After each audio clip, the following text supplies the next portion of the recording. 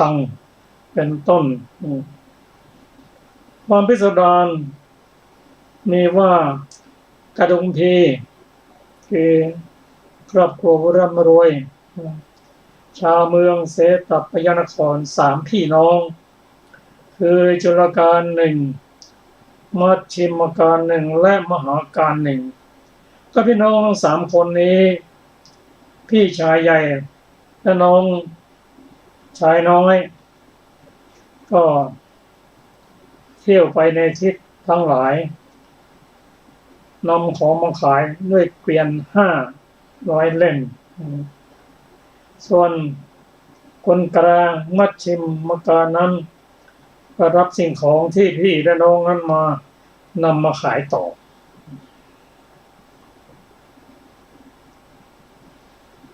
ก็ครั้งหนึ่ง พี่น้องทั้งสองนั้นบรรทุกสิ่งของต่างๆด้วยเกวียน500 เล่มไปสู่กรุงสาวัตถี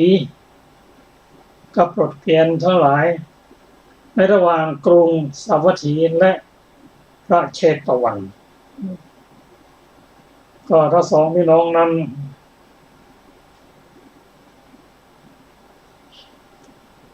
โดยเฉพาะมหาการนั้นเห็นอริยสาวกทั้งหลายชาวกรุงสาวัตถีมีมือถือระเบียบดอกไม้และของหอมเป็นต้นเพื่อจะไปฟังธรรมในเวลาเย็นจึงถามว่าชนเหล่านี้จะไปไหนกันในความว่าเขาจะไปฟังธรรมกันเพียงว่าแม้เราก็จัดไปเรียกน้องชายมาแนะนำบอกว่าพ่อเจ้าจงอย่าประมาทดูแลเกวียนทั้งหลายถ้าพี่จะไปไหนแล้วเราจะไปฟังธรรมก็ไปแล้วนั่งที่สุดของบริษัทก็วันนั้นพระศาสดาเมื่อจะตรัสอนุบุพเพกถาคือธรรมที่เป็นไปตามลำดับได้แก่ทานศีลสวรรค์และโทษของการตามอัธยาศัยของมหาการนั้นเราจะเห็นว่ามหาการนั้นตั้งความปรารถนาไว้ในอดีตชาติมีศรัทธาในฟังธรรมพระองค์ทรงแสดงธรรมตามอัธยาศัยของผู้ที่จะบรรลุธรรมนั้น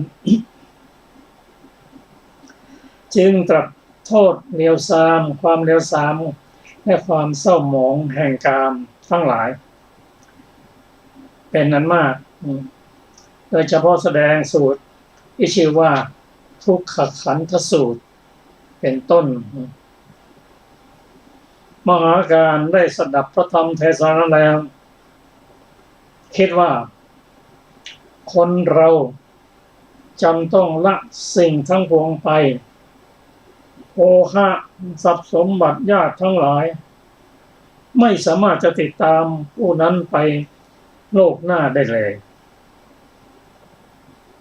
เราจะต้องการอะไรด้วยการครองเรียนเราจักบวชละ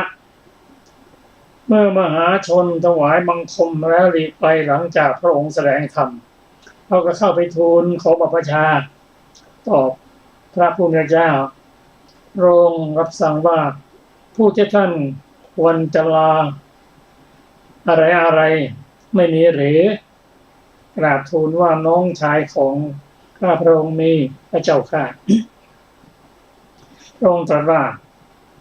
ถ้ากระนั้นเธอจงมาลาเขาเสียทูลรับว่าดีละพระเจ้าข้ากลับมาบอกน้องชายดังนี้ว่าเจ้าจงปกครองสมบัติทั้งหมดนี้แทนน้องชายเรียนถามพี่ว่าก็พี่เล่าจะไปไหนขอรับพี่ชายบอกพี่จักบวชในสำนักของพระศาสดาเพราะอ้อนวอนพี่ชายนั้นด้วยประการต่างๆว่าพี่อย่าไปเลยเขาก็ไม่เชื่อไม่สามารถที่จะกลับใจได้จึงกล่าวว่าก็ดีแล้วพี่ อพี่จงทำตามอัธยาศัยเถิดมหาการไปบวชในสำนักของพระศาสดาแล้วท่านผู้ฟังที่เคารพมหาการนั้นเห็นการบวชสำคัญกับทุกสิ่งทุกอย่างโดยเฉพาะเมื่อได้ฟังธรรมแล้วยอมสละทุกสิ่งทุกอย่างทรัพย์สมบัติไม่ใช่น้อยมอบให้น้องชายหมดตัดสินใจเด็ดเดี่ยวว่าต้องบวชแล้วเพราะว่าบุคคลนั้นตายไปแล้วก็ไปคนเดียวทรัพย์สินต่างๆสามีภรรยาลูกๆไม่ได้ติดตามไปเลยมันจะอยู่ครองเรือนทำไมตัดสินใจเด็ดเดี่ยวก็พระผู้มีเจ้าตรัสว่าบุคคลที่จะมีศรัทธาและออกบวชนั้นหาได้ยากยิ่งแต่มหาการนั้นเขาทำไม่ยากเพราะตั้งเจตอธิษฐานไว้ก่อนแล้วถ้าไปบวชในสำนักของพระพุทธเจ้าน้องชายเจริญการตามไปบวชด้วยแต่ไม่ได้บวชในศาสนานะบวชเพื่อจะดึงพี่ชายศึกแต่เมื่อบวชแล้วพยายามจะดึงพี่ชายกลับไม่สำเร็จเขาก็อยู่ด้วยความเป็นทุกข์กระสับกระส่ายลำพึงคิดถึงครอบครัวคิดถึงภรรยาคิดถึงบุตรคิดถึงอย่างนั้นเป็นทุกข์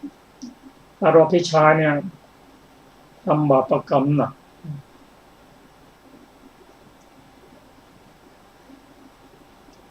ในการไปบวชในพระพุทธศาสนานั้นเขาได้กราบทูลถามพระผู้มีเจ้าว่ากิจในทางพุทธศาสนามีอะไรบ้างมีกี่อย่างตรัสว่ามี2 อย่างคือคันธทุระในการศึกษาพระไตรปิฎกพระธรรมคำสอนจดจำไว้อย่าไปสั่งสอนผู้อื่นประการที่2นั้นได้แก่วิปัสสนาธุระในการพิจารณาถึงหลักธรรมพิจารณาถึง5พิจารณาถึงความเกิดความเสื่อมเป็นต้นกราบทูลว่าถ้าพระองค์บวชในเมื่อมีอายุมากแล้วไม่สามารถจะบำเพ็ญคันธุระให้สมบูรณ์ได้ถ้าพระองค์ขอบำเพ็ญวิปัสสนาธุระให้บริบูรณ์เถิดพระเจ้าค่ะขอพระองค์ได้โปรดบอกโสสาเนกขัตธุดงค์จนถึงพระอรหันต์ให้ด้วยพระองค์ได้ตรัสธุดงค์ให้แล้วก็ปฏิบัตินั่นคือพอล่วงปฐมยามไปชนเขานอนหลับหมดทุกคนแล้วก็ไปสู่ป่าช้าไปบัติธรรมที่นั่นพอจนจะรุ่งชนทั้งหลายยังไม่ตื่นเลยกับยังวิหารเชตวันในการปฏิบัติธรรมอย่างนั้นก็ไม่พ้นการเห็นของหญิงสัปเหร่อคนหนึ่งที่ชื่อกาลีเขาเฝ้าป่าช้าอยู่สังเกตเห็นที่นั่งที่นอนที่จงกรมที่เราใครหนอมาที่นี้ก็จะคอยจับตัวทำไมสามารถจับได้จนวันหนึ่งได้ตามปฏิไว้ที่กระท่อมแต่แอบดูในที่ส่วนหนึ่งพร้อมกับบุตรและธิดาพอมัชฌิมยามไม่เห็นพระเถระเดินไปก็เข้าไปหาท่านแล้วไหว้ท่านพูดว่าท่านผู้เจริญพระพุทธเจ้าพำนักอยู่ในที่ของพวกดิฉันนี้หรือพระเถระตอบว่าจากอุบาสิกา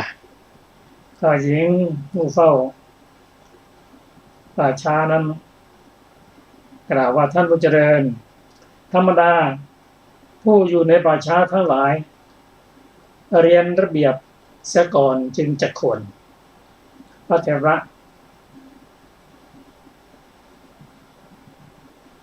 กล่าวว่า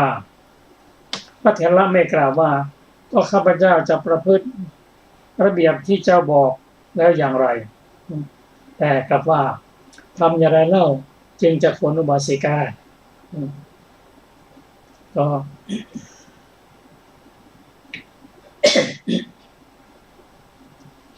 หญิงกาลีที่ออกป่าช้าเรียนท่านว่าก็ธรรมดาผู้ที่จะเข้าไปอยู่ในป่าช้านั้นก็ควรจะแจ้งให้คนที่เฝ้าป่าช้าอยู่ให้ทราบพระมหาเถระในวิหารด้านในบ้านจักได้ทราบพระเถระถามว่าเพราะเหตุใดนางเรียนว่าพระพวกโจรบางทีทำกรรมแล้วปล้นเข้ามาแล้วถูกเจ้าของทำบทไล่ก็มักจะเข้าไปทิ้งของเหล่านั้นไว้ในป่าช้าเมื่อเจ้าหน้าที่สะกดรอยตามไปพบห่อพันธะและเมื่อเป็นเช่นนั้นเขาก็จะรุมกันทำอันตรายแก่คนที่อยู่ในป่าช้าพระคุณเจ้าแจ้งเรื่องนี้แก่เจ้าหน้าที่แล้วเจ้าหน้าที่ย่อมช่วยกันป้องกันว่ารับรองว่าภิกษุท่านนี้ท่านมาปฏิบัติธรรมท่านไม่ได้ใช้โจรหรอกก็การบอกกับเจ้าหน้าที่เป็นประโยชน์อย่างนี้พระเถระก็ถามต่อว่าอย่างอื่นนี้อะไรมั้ยที่ข้าพเจ้าควรจะทำนางเรียนว่าธรรมดาพระผู้เป็นเจ้าผู้อยู่ในป่าช้าจำต้องเว้นวัตถุทั้งหลายมีปลาเนื้อแป้งงาและน้ำอ้อยเป็นต้นเสียไม่ควรจำวัดหรือนอนในกลางวันไม่ควรเป็นผู้เกียจคร้านการควรปรารภความเพียรไม่ควรเป็นผู้โอ้อวดไม่ใช่เจ้าเล่ห์เป็นผู้มีอัธยาศัยงามเวลาเย็นเมื่อชนหลับหมดแล้วเพ่งมาจากวิหารเวลาจนรุ่งเมื่อหมู่ชนทุกคนไม่ลุกขึ้นเดี๋ยวยังไม่ตื่นนอนก็กลับไปวิหารท่านผู้เจริญถ้าพระผู้เป็นเจ้าอยู่ในที่นี้ด้วยอาการอย่างนี้ไซก็จะยังกิจแห่งพระคุณเจ้าให้ถึงที่สุดได้อีกประการหนึ่งถ้าหมู่ชนนำศพมาทิ้งดิฉันจะยกขึ้นสู่เรือนยอดอันดาษด้วยผ้ากำพลทำการสักการะด้วยวัตถุทั้งหลายมีของหอมและระเบียบดอกไม้เป็นต้นแล้วจักทำการปรงศพที่ว่าพระพุทธเจ้ายังไม่อาจเพื่อยังกิจของบรรพชิตให้ถึงที่สุดไซดิฉันก็จะยกขึ้นสู่เชิงตะกอนแล้วติดไฟเผาเอาขอเกี่ยวศพออกมาวางไว้ภายนอกถอนด้วยฝานเฉือนไม่เป็นชิ้นเล็กชิ้นน้อยแล้วนำใส่ไฟแสดงแก่ท่านผู้เป็นเจ้าให้พิจารณาแล้วจึงค่อยเผาที่นั้นพระเถระสั่งนางกาลีนั้นว่าดีแล้วนางผู้เจริญถ้านางเห็นรูปรมอย่างใดอย่างหนึ่งจงบอกแก่ข้าพเจ้านะนางกาลีรับว่าจ้าพระเถระทำสมณธรรมอยู่ในป่าช้าตามอัธยาศัยของตนก็ดังที่เรียนให้ทราบว่าน้องชายของท่านคือท่านบวชเพื่อไม่บวชตามเพื่อที่จะชวนท่านให้ศึกเมื่อไม่สมปรารถนาแล้วก็ท่านปุดลุกปุดนั่ง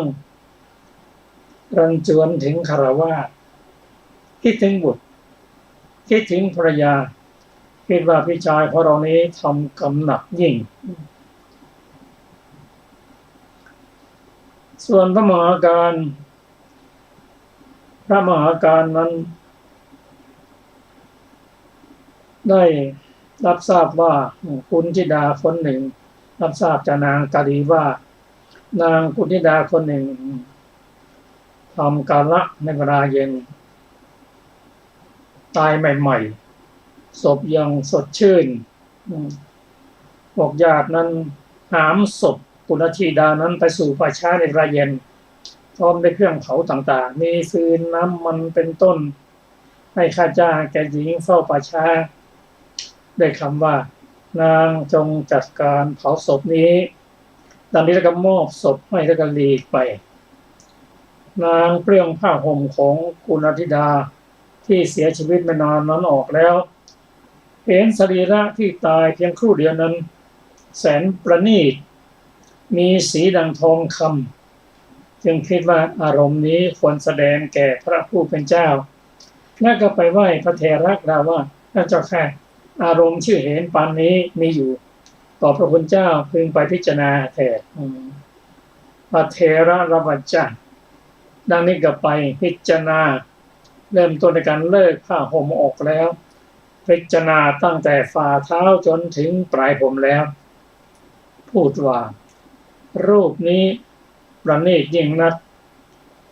มีสีดุจทองคำนางพึงใส่รูปนั้นในไฟ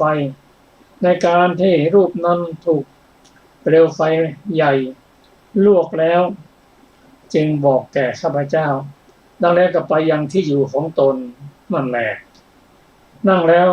นางได้ทำอย่างนั้นจึงแจ้งแก่พระเถระก็ไปพิจารณาศพในที่ถูกเปลวไฟกระทบแล้วสีแห่งสรีระได้กลายเป็นดั่งแม่โคด่างเท้าทั้งสองงอหงิกห้อยลงมือทั้งสองกำเข้าหน้าผากได้มีหนังปอกลอกแล้วพระเถระพิจารณาว่าสรีระนี้เป็นธรรมชาติทำให้ไม่วายกระสันแก่บุคคลผู้รู้เห็นตอนแรกแต่บัดนี้กลับถึงความสิ้นความเสื่อมไปแล้วท่านก็กลับไปยังที่พักกลางคืนนั่งพิจารณาถึงความสิ้นไปได้เสื่อมอยู่กล่าวคาถาว่าสังขารทั้งหลายไม่เที่ยงหนอมีอันเกิดขึ้นและเสื่อมไปเป็นธรรมดาเกิดขึ้นแล้วย่อมดับไปความสงบแห่งสังขารนั้นเป็นสุขเจริญวิปัสสนาได้บรรลุพระอรหันต์พร้อมทั้งปฏิสัมภิทาทั้งหลายปฏิสัมภิทานั้นก็ได้แก่ความรู้ยิ่งซึ่งอัตถะธรรมะและภาษาหรือนิรุตและปฏิภาณปฏิสัมภิทาลำดับต่อไปก็ขอเรียนเชิญท่านรับฟังเรื่องนี้ต่อขอเชิญอาจารย์สุรภาเถิดสวัสดีค่ะท่านผู้ฟังทุกท่านหัวข้อระเบียบปูอาสนะสมัยพุทธกาลก็ในสถานที่พระพุทธเจ้าทั้งหลายไม่ทรงคุ้นเคยควรที่ภิกษุ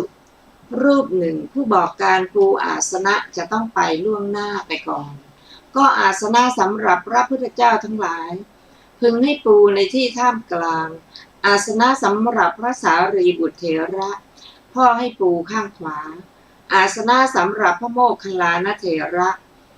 พึงให้ปูข้างซ้ายแห่งอาสนะของพระพุทธเจ้านั้นอาสนะสำหรับภิกษุสงฆ์พึงให้ปูในข้างทั้งสองถัดจากที่นั้นไปเพราะฉะนั้นพระมหาการเถระพักอยู่ในที่ห่มจีวรส่งพระจุลการไปว่าเธอจงล่วงหน้าไปบอกการปูอาสนะหัวข้อพระจุลการถูกหญิงจับศึกผ วกชนในเรือนทำการเสสวนกับท่านจำเดิมแต่การที่พวกเขาเห็นท่านแกล้งปูอาสนะ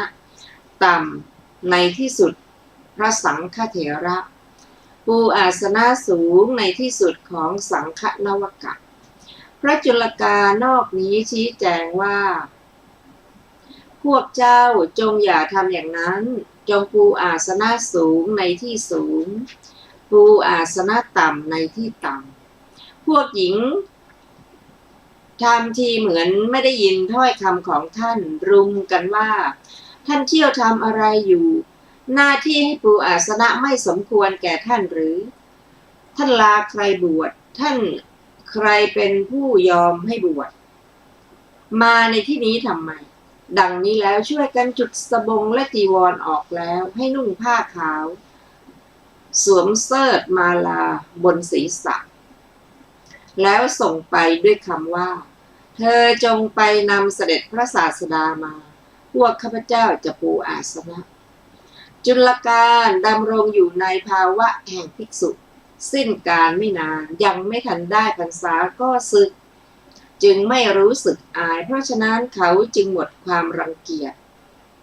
ด้วยกิริยาอาการนั้นเสียทีเดียวไปถวายบังคมพระศาสดาแล้วพาภิกษุสงฆ์มีพระพุทธเจ้าเป็นประมุขมาก็ในการเสร็จภัตกิจของภิกษุสงฆ์พวกภรรยาของพระมหาการคิดกันว่าหญิงพวกนี้รุมจับสามีของตนได้พวกเราก็จับสามีของพวกเราบ้างจึงให้นิมนต์พระศาสดาเพื่อประโยชน์แก่การเสวยภัตตาหารในวันรุ่งขึ้นหัวข้อพระมหาการก็ถูกภรรยาจับศึกก็ในการนั้นภิกษุรูปอื่นได้ไปชี้แจงให้ปูอาสนะหญิงเหล่านั้นไม่ได้โอกาสในขณะนั้นอาราธนาภิกษุสงฆ์มีพระพุทธเจ้าเป็นประมุขให้นั่งแล้วได้ถวายภิกษาก็จุลการมีภรรยา2 คนมัชฌิมาการมี4 คนมหาการมี8 คนฝ่ายภิกษุทั้งหลายใคร่ทำภัตตกิจได้นั่งทำภัตตกิจแล้วพวกที่ใคร่ไปภายนอกก็ได้ลุกไปแล้วส่วนพระศาสดาประทับนั่งทรงทำภัตตกิจในการเสร็จภัตตกิจของพระองค์หญิงเหล่านั้นทูลว่าข้าแต่พระองค์ผู้เจริญพระมหาการทำอนุโมทนาแก่พวกข้าพระองค์แล้วจึงจักไปขอพระองค์เสด็จไปก่อนเถิดพระศาสดาตรัสว่าดีละได้เสด็จล่วงหน้าไปแล้วครั้นถึงประตูบ้านภิกษุสงฆ์ก็ยกโทษว่าทำไมพระศาสดาจึงทรงทำเช่นนี้นี่พระองค์ทรงทราบแล้วจึงทรงทำหรือไม่ทรงทราบแล้วทรงทำน้องวันนี้อันตรายแห่งบรรพชาเกิดขึ้นแก่จุลการเพราะการล่วงหน้าไปก่อนวันนี้อันตรายไม่ได้มีเพราะภิกษุอื่นล่วงหน้าไปก่อนบัดนี้พระศาสดารับสั่งให้พระมหาการยับยั้งอยู่แล้วเสด็จมาก็ภิกษุผู้มีศีลถึงพร้อมแล้วด้วยอาจาระหญิงเหล่านั้นจะทำอันตรายแห่งบรรพชาแก่มหาการนั้นได้ละหรือพระศาสดาทรงสดับคำของภิกษุเหล่านั้นแล้วเสด็จกลับมาประทับยืนอยู่ตรัสถามว่าภิกษุทั้งหลายพวกเธอกล่าวอะไรกันภิกษุเหล่านั้นทูลความนั้นแล้ว พระศาสดาภิกษุทั้งหลายก็พวกเธอสำคัญมหาการเหมือนจุลการหรือภิกษุตอบว่าอย่างนั้นพระเจ้าข้าเพราะจุลการนั้นมีภรรยา2 คนส่วนพระมหาการนี้มีถึง8 คนเธอถูกภรรยาทั้ง8รุมจับไว้แล้วจักทำอะไรได้พระเจ้าข้ามหาการเป็นผู้ไม่หวั่นไหว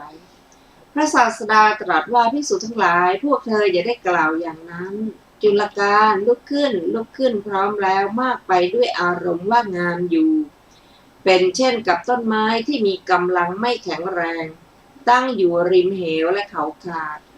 ส่วนมหาการบุตรของเราตามเห็นอารมณ์ว่าไม่งามอยู่เป็นผู้ไม่หวั่นไหวเลยเหมือนภูเขาหินแต่งทึบดังนี้แล้วได้ภาษิตพระคาถาเหล่านี้ว่า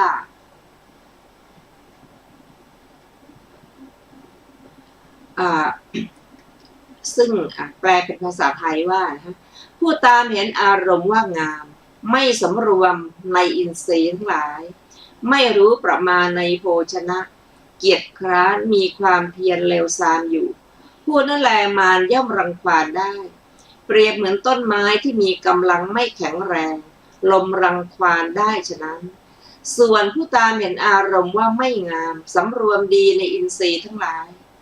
รู้ประมาณในโภชนะมีศรัทธาและปรารภความเพียรอยู่ผู้นั่นแลมารย่อมรังควานไม่ได้เปรียบเหมือนภูเขาหินลมรังควานไม่ได้ฉะนั้นแก้อัด บรรดาบทเหล่านั้นบทว่าสุภานุปัสสิงได้แก่ ผู้ตามเห็นอารมณ์ว่างามอธิบายว่าผู้ปล่อยใจไปในอารมณ์ที่น่าปรารถนาอยู่ก็บุคคลใดเมื่อถือโดยนิมิตโดยอนุพยัญชนะย่อมถือว่าเล็บทั้งหลายงาม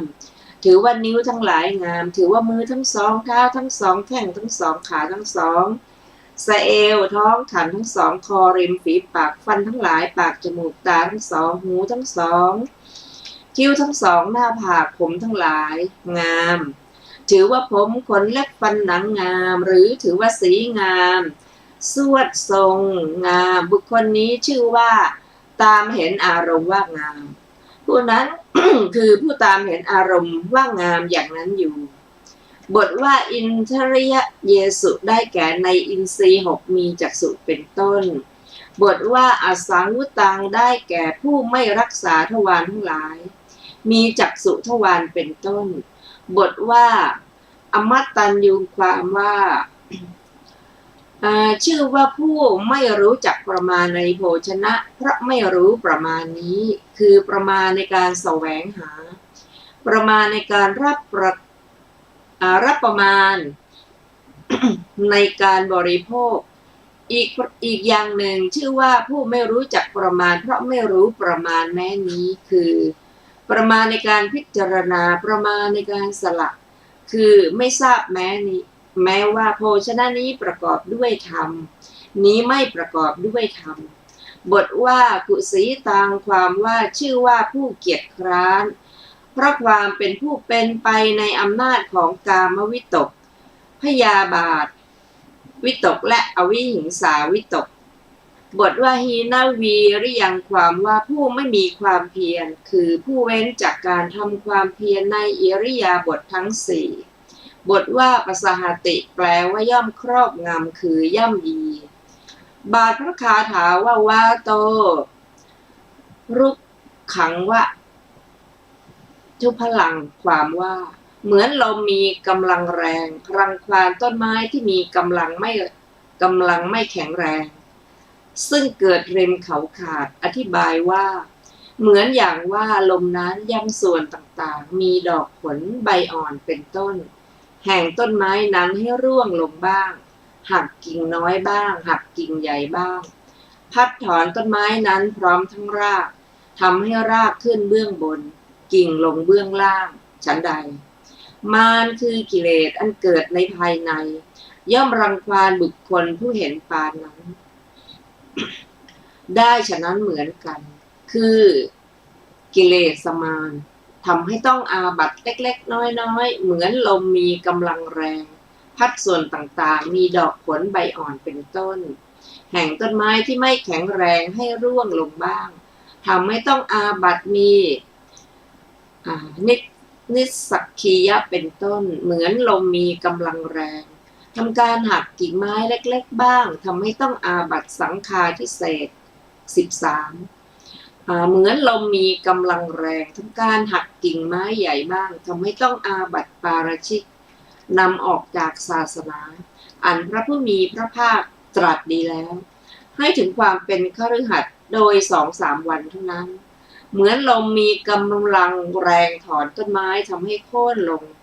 มีรากขึ้นเบื้องบนมีกิ่งลงเบื้องล่างบ้างกิเลสมารย่อมยังบุคคลเห็นปานนั้นให้เป็นไปในอำนาจของตนบทว่าอสุภานุปัสสิงความว่าผ ผู้เห็นอารมณ์ไม่งาม10 อย่างอย่างใดอย่างหนึ่งว่าไม่งามคือประกอบในมนสิการโดยความเป็นของปฏิกูลได้แก่เห็นผมทั้งหลายโดยความไม่งามเห็นขนเล็บฟันหนังสีสวดทรงโดยความไม่งามบทว่าอินทริเยสุได้แก่ในอินทรีย์6บทว่าสุสังวตุงสุสังวตังได้แก่ผู้เว้นจากการมีถือโดยนิมิตเป็นต้นคือผู้ที่ทวารอันปิดแล้ว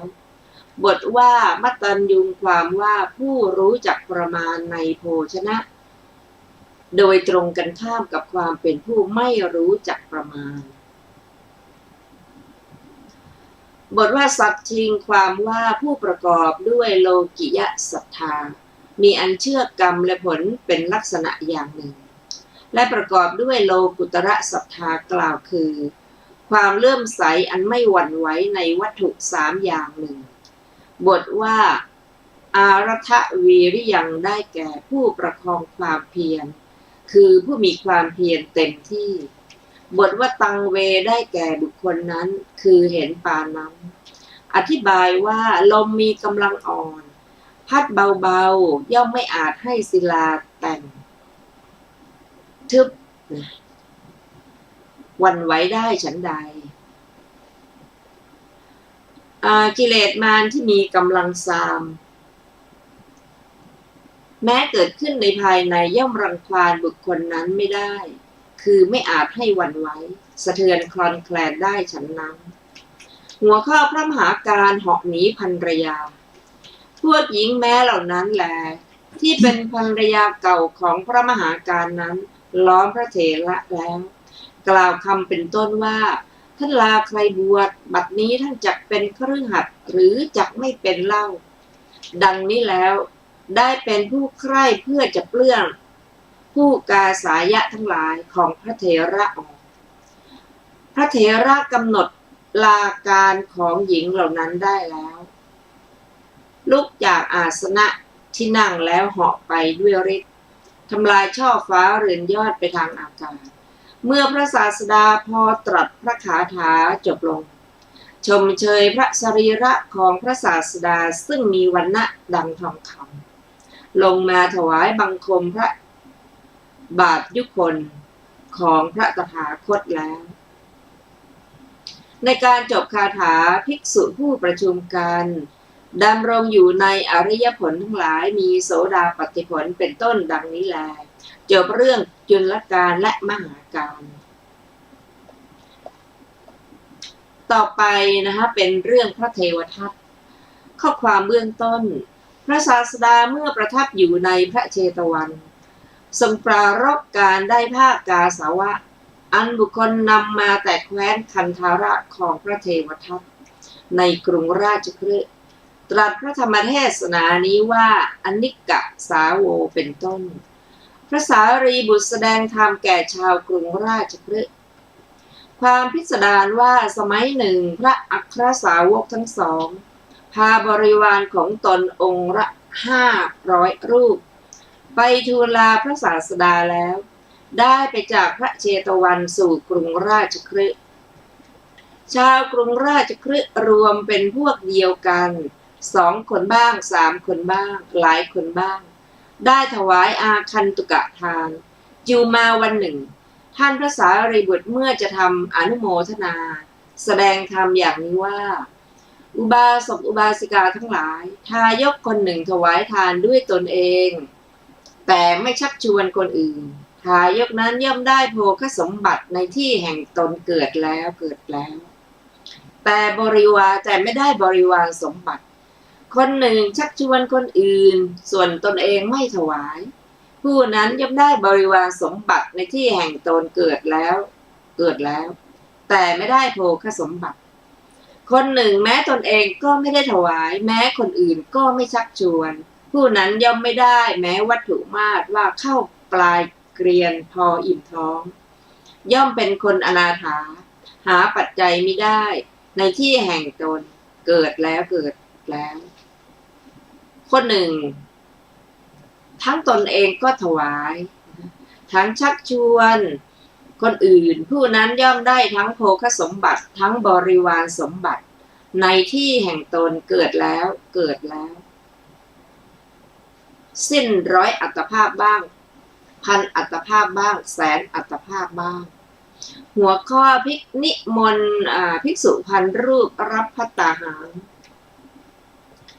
บุรุษผู้บัณฑิตคนหนึ่งฟังพระธรรมเทศนานั้นแล้วคิดว่าท่านผู้เจริญ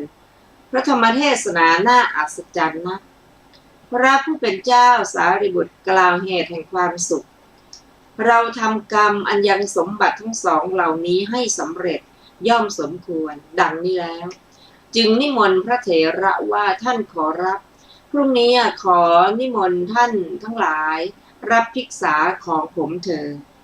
พระเถระถามว่าท่านต้องการภิกษุเท่าไรอุบาสกย้อนถามว่าภิกษุที่เป็นบริวารของใต้เท้ามีเท่าไรขอรับพระเถระตอบว่ามีประมาณ1,000 รูปอุบาสกกล่าวว่าข้าแต่ท่านผู้เจริญขอใต้เท้าพร้อมด้วยภิกษุทั้งหมดทีเดียวโปรดรับภิกษาของผมพระเถระรับแล้วหัวข้ออุบาสกชวนชาวบ้านถวายภัตตาหาร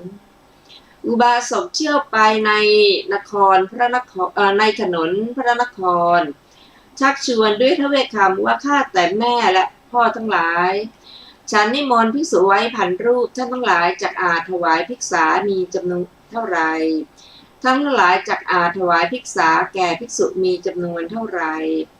พวกมนุษย์กล่าวโดยพอเหมาะพอควรแก่กำลังของตนว่าพวกฉันจักถวายแก่ภิกษุ10 รูปพวกฉัน20 รูปพวกฉัน100 รูปอุบาสกกล่าวว่าถ้ากระนั้นเราทั้งหลายจักประชุมหุงต้มรวมกันในที่แห่งเดียวขอท่านทุกคนจงรวบรวมวัตถุต่างๆมีน้ำมันงาข้าวสารเนยใสน้ำอ้อยเป็นต้นดังนี้แล้วให้รวมไว้ในที่แห่งหนึ่งทีนั้นกุดุมพีผู้หนึ่งให้ผ้ากาสาวะอันนำมาจากแคว้นคันธาระซึ่งมีค่า100,000แก่อุบาสกนั้นแล้วสั่งว่าถ้าทานวัตรของท่านยังไม่เพียงพอไซร้ท่านพึงจ่ายผ้าผืนนี้ให้ครบส่วนที่บกพร่องถ้าทานวัตรของท่านเพียงพอไซร้ท่านพึงถวายผ้าผืนนี้แก่ภิกษุรูปที่ท่านปรารถนาในการนั้นทานวัตรทุกๆอย่างของอุบาสกนั้นเพียงพอแล้วอะไรชื่อว่าบกพร่องไม่ได้มีอุบาสกนั้นจึงถามมนุษย์ทั้งหลายว่าผ้ากาสาวะอันหาค่าไม่ได้ผืนนี้อันกุดุมพีผู้หนึ่งกล่าวอย่างนี้แล้วมอบให้ไว้ทานวัตรของพวกเราก็มีเหลือเฟือแล้ว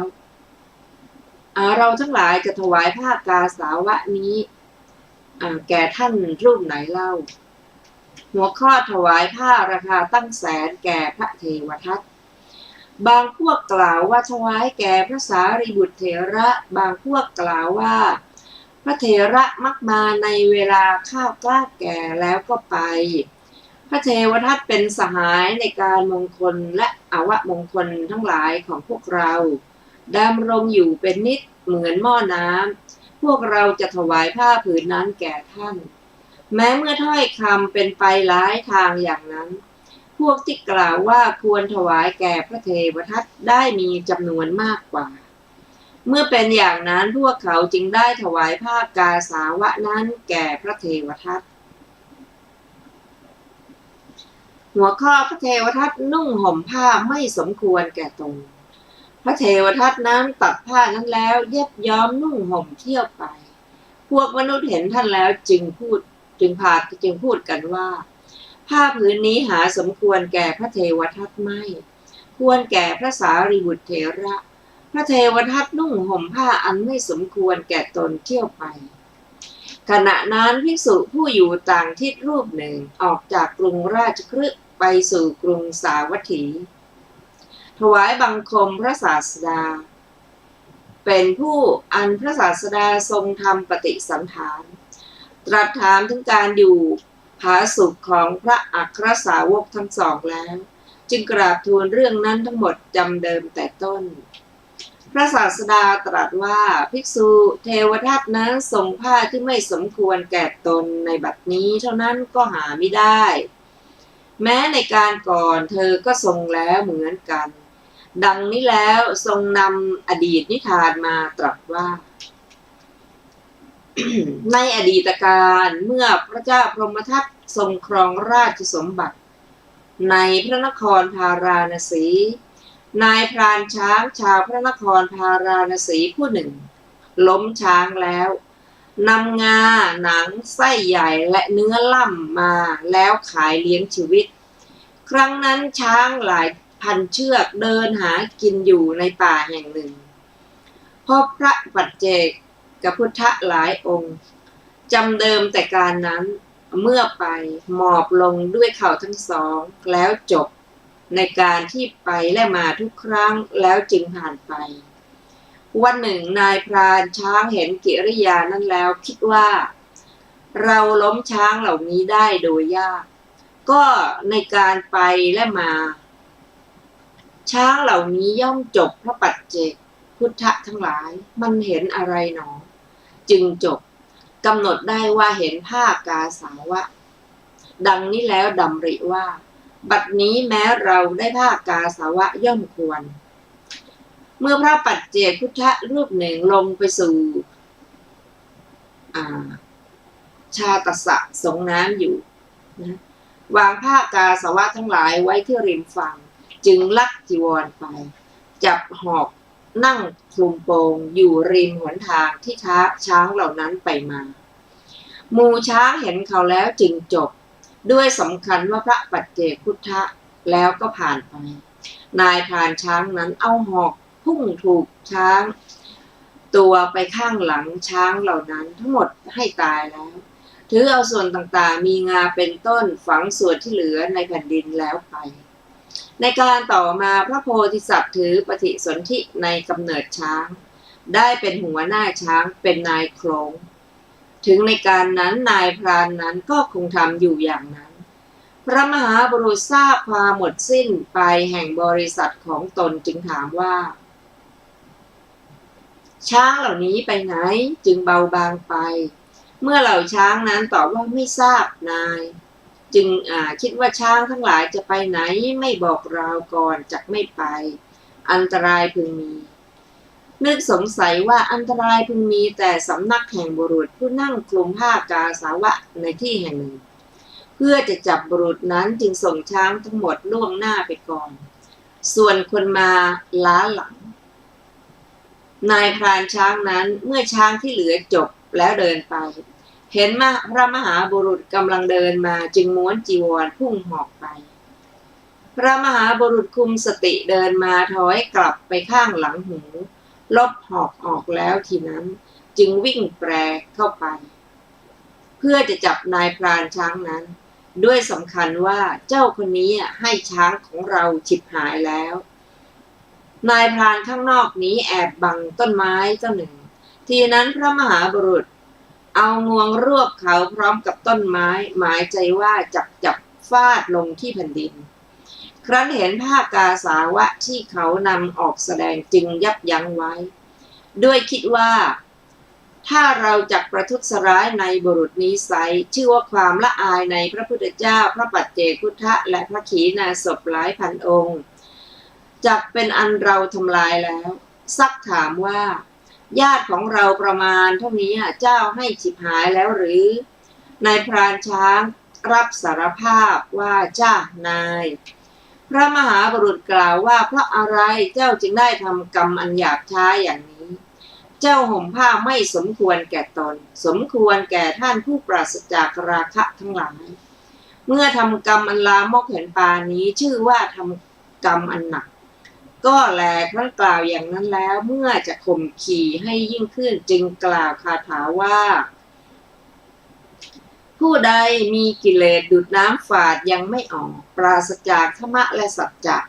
จากนุ่งห่มผ้ากาสาวะผู้นั้นย่อมไม่ควรนุ่งห่มผ้ากาสาวะส่วนผู้ใดพึงเป็นผู้มีกิเลสดูดน้ำฝาดอันคายแล้วตั้งมั่นดีในศีลทั้งหลายประกอบด้วยธรรมะและสัจจะ ผู้นั้นแลย่อมควรนุ่งห่มผ้ากาสาวะดังนี้แล้วกล่าวว่าเจ้าทำกรรมอันไม่สมควรแล้วก็ปล่อยเขาไปหัวข้อของดีย่อมควรแก่คนดีหาควรกับคนชั่วไม่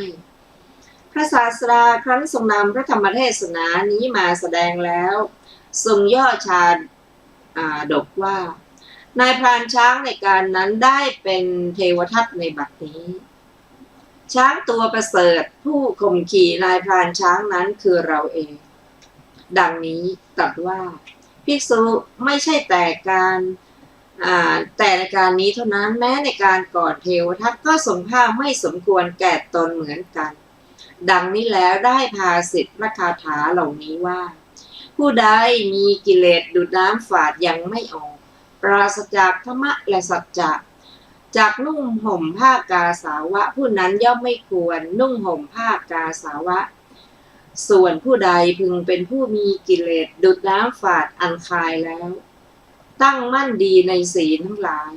ประกอบด้วยธรรมะและสัจจะผู้นั้นแลย่อมควรนุ่งห่มผ้ากาสาวะเนื้อความนี้บัณฑิตพึงแสดงแม้ด้วยฉัพทันตชาดกดังนี้แล้วแก้อัดบรรดาบทเหล่านั้นบทว่าอนิกกะสาโวความว่าผู้ชื่อว่ามีกิเลสดุจน้ำฝาดเพราะกิเลสดุจน้ำฝาดทั้งหลายมีกามราคะเป็นต้นบทว่าปริทะเหสติความว่า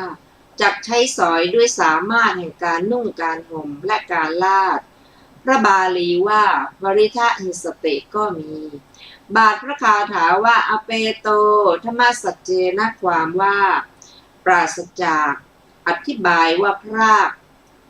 จากการฝึกอินทรีย์และวจีสัจจะอันเป็นฝ่ายปรมัตถสัจจะบทว่าณโส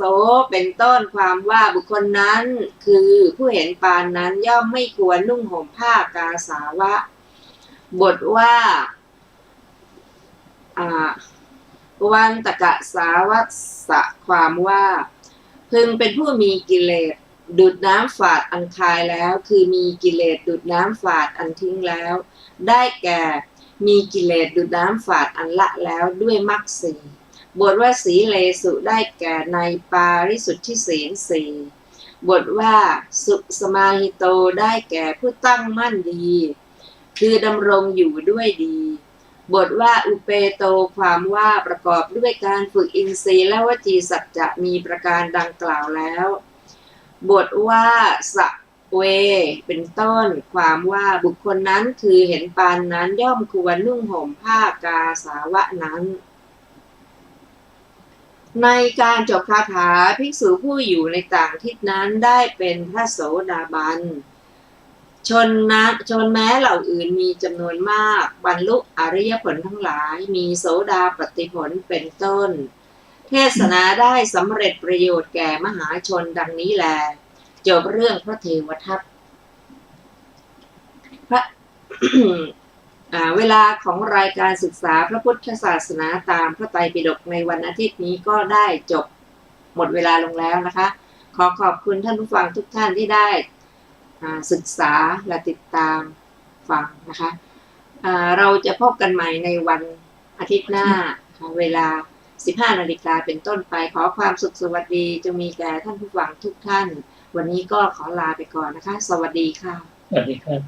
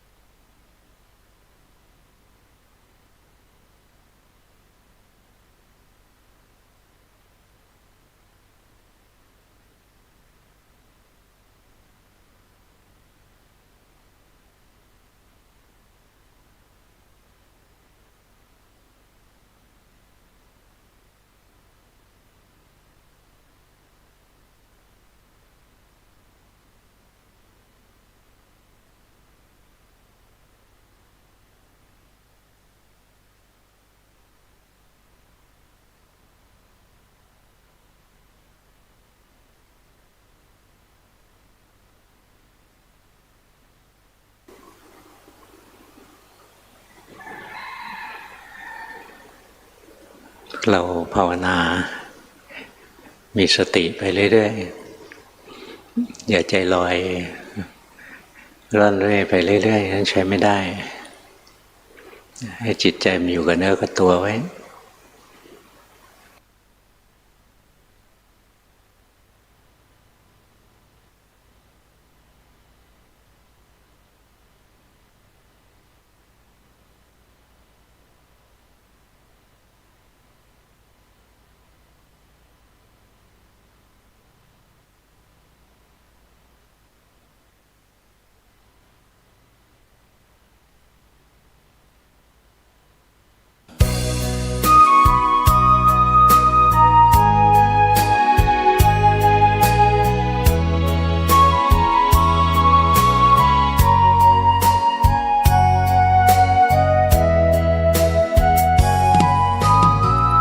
วัดเป็นบุญเขตวิเศษสถา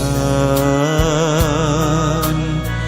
เหมือนทิพย์วิมานของหมู่ประชาสะอาดรื่นรมด้วยร่มเงาไม้ได้ร่วมศรัทธา